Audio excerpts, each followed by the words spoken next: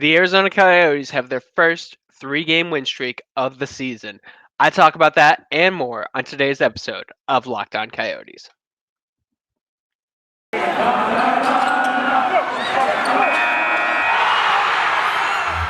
Locked On Coyotes, your daily podcast on the Arizona Coyotes, part of the Locked On Podcast Network, your team every day.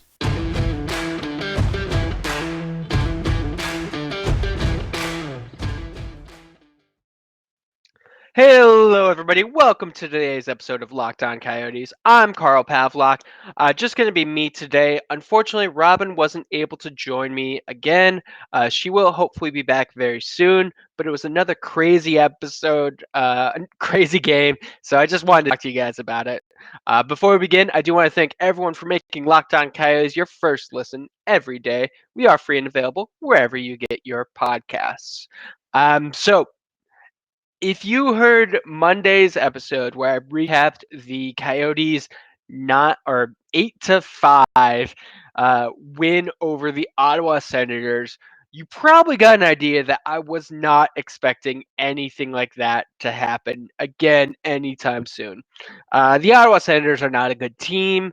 The Coyotes have had these like rare bursts of offense, but they've never been able to do it consistently. Consistency has been a major issue for the Coyotes, but honestly, they decided to prove me wrong almost immediately. They have now gotten their first three-game win streak of the season, and you know that's not good. It should not be this late into the season where they get their first three-game win streak. They're 56 game, terrible, but they have managed to win their last two games with a combined 17 goals scored, which is just absolutely insane. I think Catherine Silverman put it best last night when she tweeted, "It took the Arizona Coyotes 12 games to score their first 17 goals of the season." LMAO. Because, of course, it is insanely funny to see how far this team has gone. A team that has struggled to generate offense from, yeah, I'd say years ago, not even this season, but just in general, the Coyotes have struggled to generate any kind of offense. And yet somehow they have two 8 goal nights, or now 8 plus goal nights because they scored nine. Um, it was a phenomenal showing. Before we get started with the game, I do want to share one story. It's one of the more popular stories that's been gone on around this game, which is saying something because a lot happened in this game. Coyotes forward Phil Kessel, he had first shift on the ice, played 30 seconds, immediately went back to the locker room. It apparently, according to Craig Morgan, Alex Morello had chartered a flight, so Phil Kessel can continue his Ironman streak and be in Phoenix for the birth of his child with his wife, which is just a heartwarming story. Phil Kessel has now played 956 consecutive games. Way to go! He is deep in that hunt for the Ironman streak. He's going, neck and neck with former Coyote Keith Yandel. It's really cool that two Coyotes are involved in Ironman streaks like that. And actually, it goes back to one of the things that Robin and I have talked about, especially when discussing Keith Yandel. Ironman streaks are really fun, and I love watching them, but it's very nerve-wracking to have a player on your team on an Ironman streak. And I am just glad that the Coyotes were able to find some way to make this work because I don't want Phil Kessel to miss the birth of his child. That's just a bad thing. And I know he is hunting for something that very few people have. He is like very deep in that, but ultimately you gotta be there for your family. So I'm really glad that Kessel was able to continue the streak. He is set to return on Thursday against Toronto, so that should be fun. But yeah, that was just a real like kind of heartwarming story that kind of started off. I think they didn't necessarily say it right away. The Coyotes PR department tweeted on Twitter, and we got some details on ESPN Plus. But yeah, just a fun, heartwarming, feel good story. And if you thought that that would derail the Coyotes, if you thought that the Coyotes offense relied on Phil Kessel, I mean, you probably haven't been watching this season, but you were wrong. The Coyotes quickly showed that they did not need Phil Kessel, that they were fine with letting him go and being there for his family, and they were going to step up. And I thought that was the best thing. Kessel had 30 seconds, first 30 seconds of the game.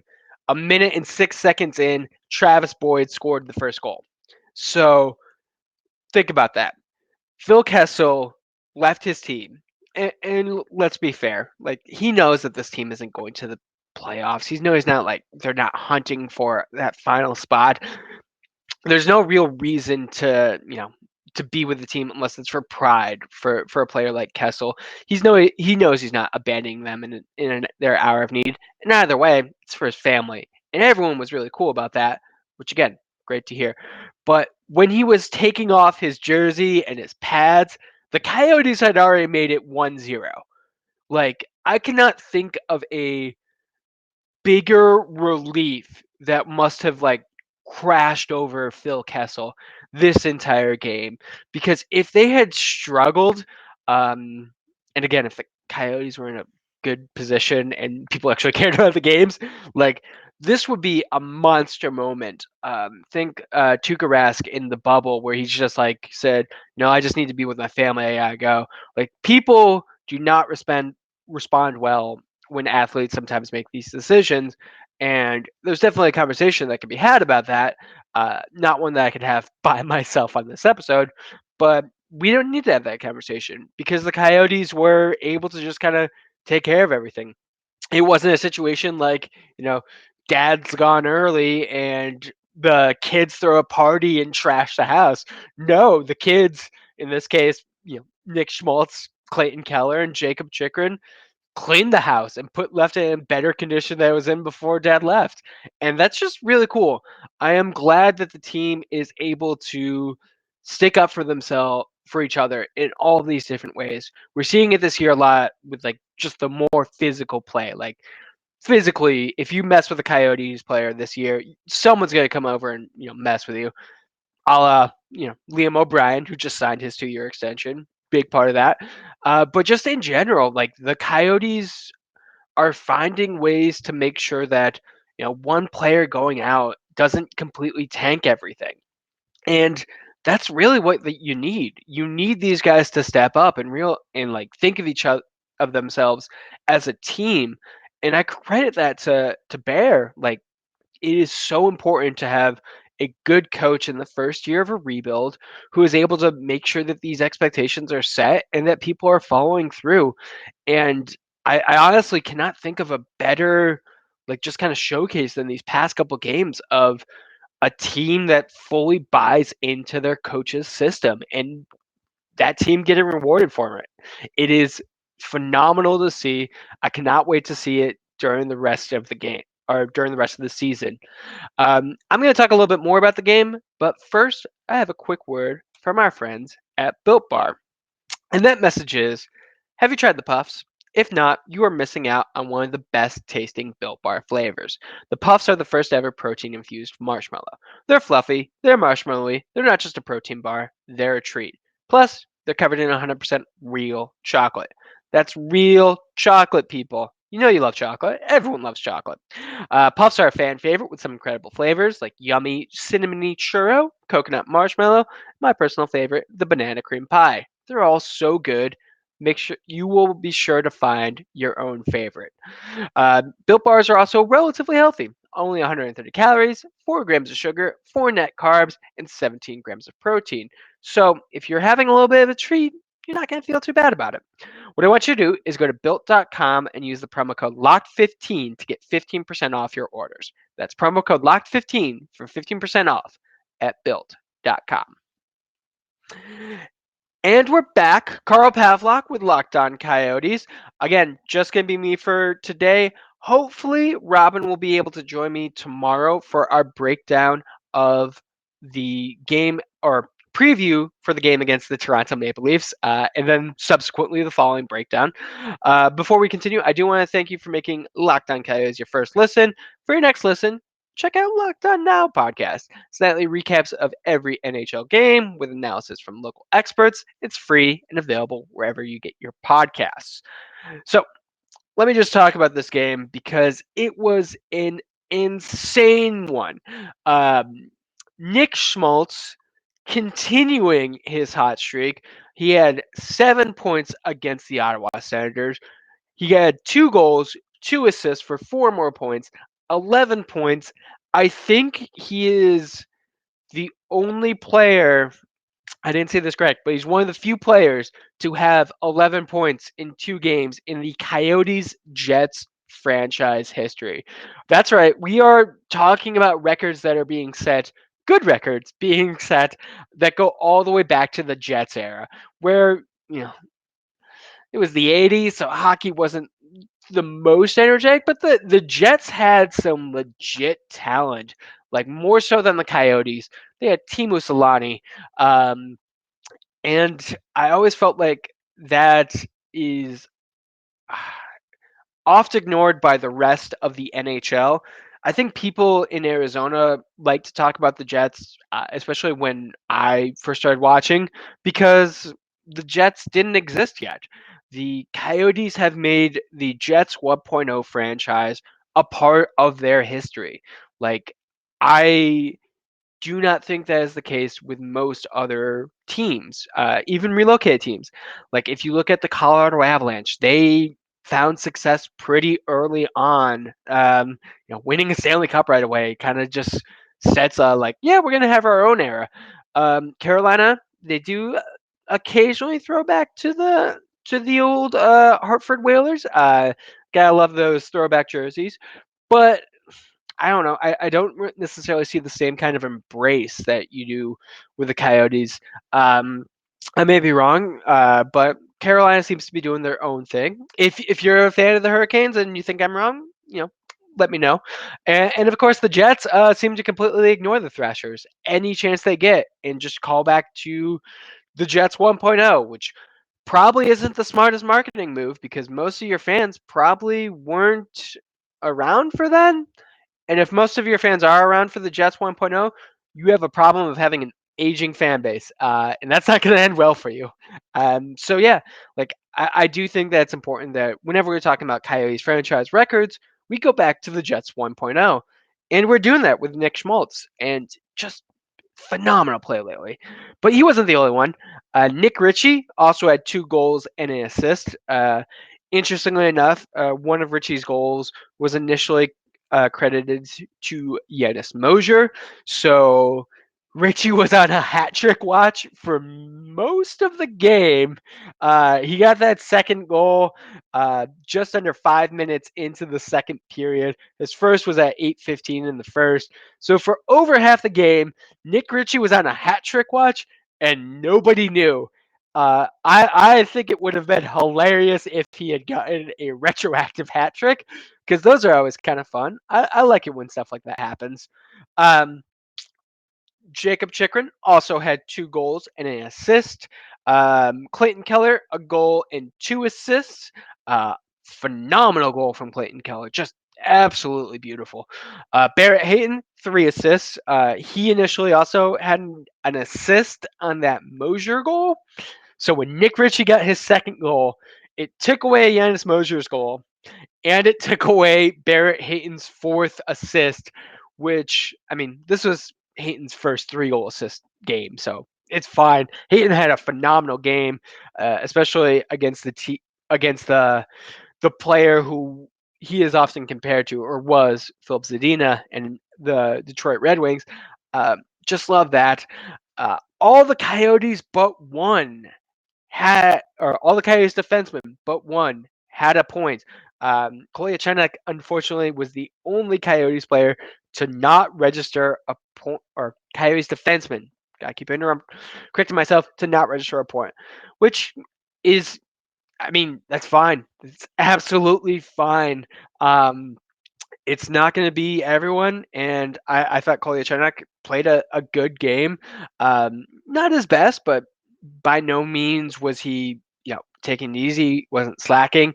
The Coyotes had three rookie defensemen who have been pretty much staples of their blue line: Dyson Mayo, Yanis Mosier, and Kolyachonok, and I think they're all doing really good. They're adjusting pretty well. And then, of course, Karel Vejmelka, let's not forget him. He had 26 saves on 28 shots. He's perfect on 5-on-5. Unfortunately, gave up 2 goals on the power play, which is definitely something that we can talk about. And we will talk about next segment, because I do think that there are plenty of areas where the Coyotes need to still improve. 2 good results are phenomenal, and I love it. And I will celebrate the 17 goal, 2 game series for probably one of the highlights of the season, like at the end. But still, like, the Coyotes definitely need more consistency. Um, but yeah, there'll be a little bit more. And just some of the other players who had multi-point nights: Louis Erickson, 2 assists, good for Louis. Travis Boyd, goal and an assist, great for Travis, who just signed that extension. 2 years he's going to be with the Coyotes. He was, let's see, Schmaltz and Mayo assisted on Boyd's first goal, the one I talked about that Kessel would have heard in the locker room. And then Boyd assisted with Keller on Schmaltz's second goal. So just some phenomenal chemistry from that line. I don't know how long it will last, because I think eventually you're going to want to slot someone high skill. Like, if the Coyotes can get like a high skilled center in there, you're gonna want to put him with Keller and Schmaltz, just because you want to increase that. But for right now, Boyd's working out really well. He's a phenomenal stopgap, more than I think anyone thought he would be. But yeah, I'm gonna go into a little bit more details for the game. All coming up in a little bit. But first, another quick word from our sponsors. And we're back. Carl Pavlock, Locked On Coyotes, recapping yesterday's 9-2 win over the Detroit Red Wings. And just going to go with some random thoughts, some just things I liked about the game, things that I think they need to improve on. Let's talk about what I think was one of the most memorable parts of the game. The Coyotes chased 2 goaltenders. It is quite the thing to watch. Um, I am. Let's see. The I'm trying to pull up the pronunciation. I cannot. It's Alex Nejedjakov. Alex, I'm so sorry I mispronounced your name, and I am sure I absolutely failed with that. I cannot find the pronunciation lookup, but he initially started, um, lasted until Schmaltz got a goal 1 minute and 4 seconds into the second period, and they decided, all right, he's not doing it. We're gonna put in former Coyote Thomas Greiss. Thomas Greiss faced 3 shots. He gave up 2 goals on those 3 shots in 3 minutes and 45 seconds. Jacob Chikrin and Nick Ritchie. And again, at the time, everyone thought that Nick Ritchie goal was Yanis Mosier. So I can only imagine how embarrassing it was to give up 2 goals to the defenseman. The Nick Ritchie goal, honestly, like, that's just not one that you're going to get. Uh, for one, we all thought it was Yanis Mosier, because there was a very, very, sneaky deflection off of Richie's stick. And then don't let Jacob Chikrin alone in the faceoff circle. He's been looking really good right now. So yeah, it's probably best if the Red Wings don't do that. So Greiss was pulled, and I can't think of many instances where we have seen the Coyotes force their opponent to pull a goalie this season.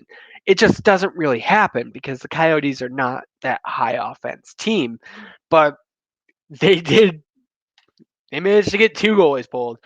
Freaking insane. I'm honestly surprised they didn't shoot up someone and just try and see what could happen. Um, as I mentioned before, the Coyotes did give up 2 power play goals. Um, the first one was in like 1 second remaining. It was not a good penalty kill by the Coyotes. The Red Wings had gotten set up. I think they spent most of the entire power play in the Coyote zone, with Arizona barely being able to clear, and that was just unfortunate. Um, the second one, midway or late in the second, Jacob Verena got his first goal in his first game back, which is honestly pretty cool. I don't necessarily mind that, especially because the Coyotes were already up at that point, 6-2. But I think the big difference that we saw with the Coyotes after these failed penalty kills was that they responded well.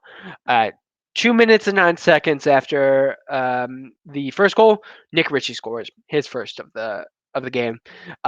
2 minutes exactly after Verena gets the second one, Nick Schmaltz scores. Um, Clayton Keller looked like he was going to get that goal on a breakaway. He was absolutely tugged from behind. That would have probably been a or penalty shot if Schmaltz didn't get the goal on the rebound, um, which was kind of fun. Clayton Keller definitely wanted that goal at the end, and ended up getting his 24th, like midway through the third period. But either way, 2 minutes after giving up a power play goal, the Coyotes respond with a goal of their own. And I think that's what's been missing from the Coyotes this season.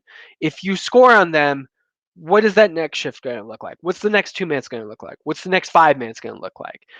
We've seen all these collapses where, some of them are in 3 minutes, some of them are in five, some of them are in eight, but that next couple minutes after giving up a goal, what do you do? And the Coyotes last night scored. That's how they responded. They just kept scoring. And there's plenty of ways to have a response shift. You could have a great like smothering defensive shift. You can, have a fight, drop the gloves. You could do a big hit. We've seen all those things before. But the thing that I always find most effective, the thing that I'm looking for a team to do, is to respond with a goal. And the reason for that is goals win hockey games. None of that other stuff does. All that other stuff can lead to goals happening. Like if you deliver a big hit, that could potentially, inspire the team. It takes someone out of position. It can do a lot, but it doesn't score the goal. And the Coyotes' problem for this season, for last season, for the past couple seasons is they don't have people to score goals. And that's just not the case anymore. Like, and it's, the people that you thought were going to score goals. Clayton Keller got his 24th of the season. Clayton Keller has already reached the 20 goal plateau, and there are still, what, 19?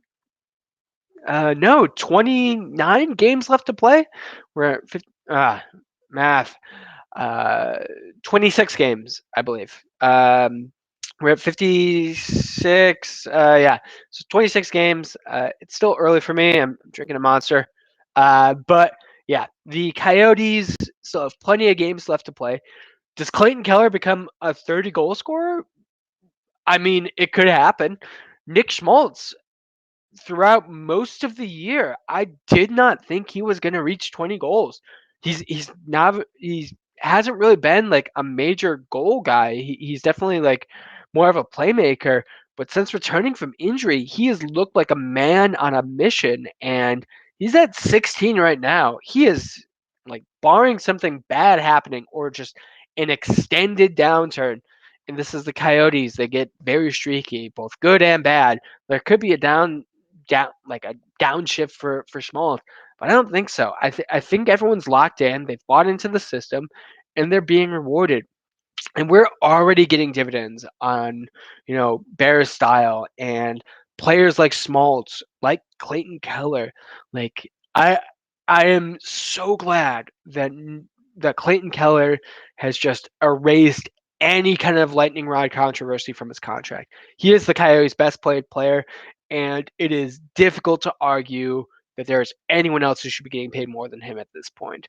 Um, he I do want to just talk about one more thing because it did look like he was trying really hard to get Schmaltz's hat trick. And he wanted to. Like, hockey players are known for being unselfish, especially a guy like Keller, who has been playing with Schmaltz since the team acquired him off and on. Um, that he wanted to get him that extra thing, but Clayton Keller also wants to score goals himself, and he found himself in just a perfect position. He had to muscle off a defenseman and dangle the puck out of the stick. Just a beautiful goal from Clayton Keller.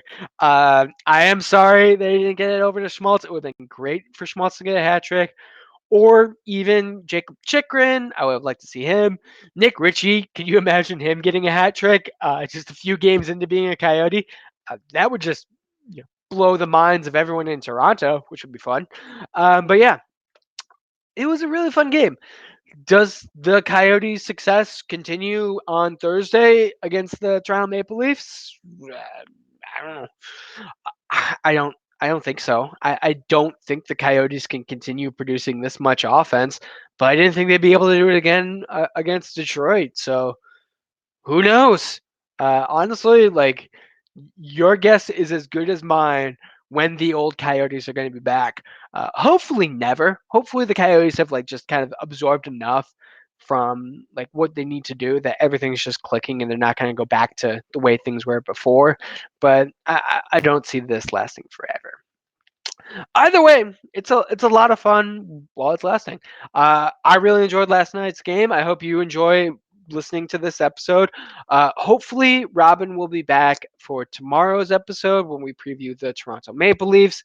If not, maybe Friday, recapping that game, talking about the Boston Bruins. But hopefully soon. She was back last week. Unfortunately, just waiting to get for her back from California. Either way, thank you so much for taking the time to listen to me today. Hope you liked what you heard. If you still want more hockey, feel free to check out Fantasy Hockey on the Locked On Network. Otherwise, hope you're staying safe out there. Hope you have a nice day. And don't forget to howl on.